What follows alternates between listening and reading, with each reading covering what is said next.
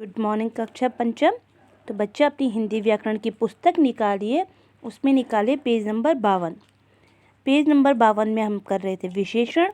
विशेषण हमने पढ़ लिया था, इसमें हमने इसके अभ्यास भी कर लिए थे। ये देखिए, हमने इसमें पढ़ा था विशेषण की परिभाषा क्या होती है। संज्ञा या सर्वनाम शब्दों की विशेषता प्रकट करने वाले शब्दों को विशेषण कहते हैं। विशेषण के 4 भेद होते हैं: गुणवाचक विशेषण, संख्यावाचक विशेषण, परिणामवाचक विशेषण और सार्वनामिक विशेषण या सांकेतिक विशेषण।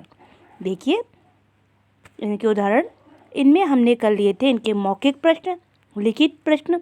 उचित विकल्प पर सही निशान लगाइए और साथ में निम्नलिखित वाक्यों के विशेषण और विशेषण छांटिए, ये भी हमने कर लिए थे। मिलान भी कर लिए थे और निम्नलिखित शब्दों से विशेषण शब्द बनाइए, ये भी हमने कर लिए थे। आज हम करेंगे इसका 6वां। कोष्टक में दिए गए शब्दों की मदद से रिक्त स्थानों की पूर्ति कीजिए। आपके पास 2 शब्द दे रखे हैं, आपने एक उचित शब्द लिखना है।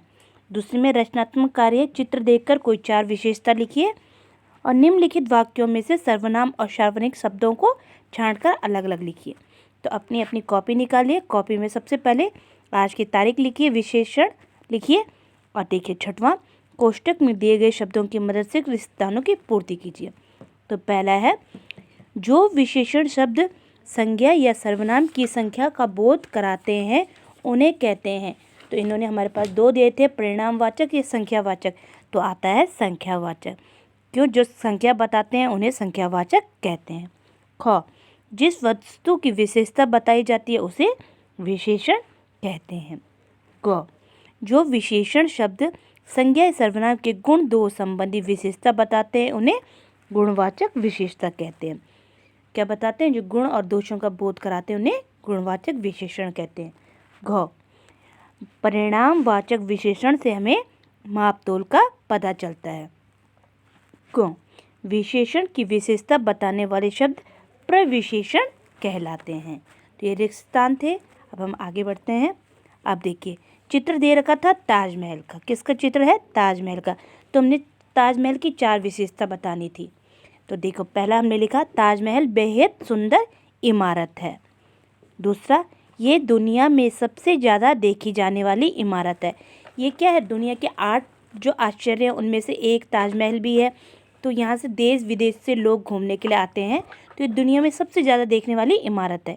इसको देखने के लिए दुनिया के अलग अलग हिस्से से लोग आते हैं। तीसरा, ये सफ़ेद संगमरमर के पत्थरों से बना हुआ है।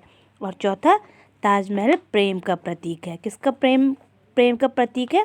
शाहजहां ने अपनी बेगम मुमताज़ की याद में ये इमारत बनाई हुई है। अब इसी प्रकार से दूसरा है, निम्नलिखित वाक्यों में सर्वनाम और सार्वनामिक शब्दों को अलग अलग छांटिए। जैसे क है, वह गीत गा रहा है। तो सर्वनाम क्या है इसमें? वह सर्वनाम है। सार्वनामिक है गीत, सार्वनामिक है गीत। ख, वह घर मेरा है। तो सर्वनाम हो गया वह और मेरा, सार्वनामिक हो गया इसमें घर। आगे बढ़ते हैं। अब है ग, वे मेला देखने जा रही है। तो सर्वनाम हो गया वे और सार्वनामिक हो गया मेला। ग, यह पुस्तक मोहन की है। तो सर्वनाम हो गया यह है, सार्वनामिक हो गया पुस्तक। ग, यह तोता मेरा है। तो यह और मेरा क्या हो गया? सर्वनाम और सार्वनामिक हो गया तोता। तो इसी प्रकार से आप ये अपनी कॉपी में करेंगे। तो यहाँ पे हमारा सर्वनाम पूरा हो गया है। तो जितना आपको लिखाया गया है वो अपनी कॉपी में करिए। ओके।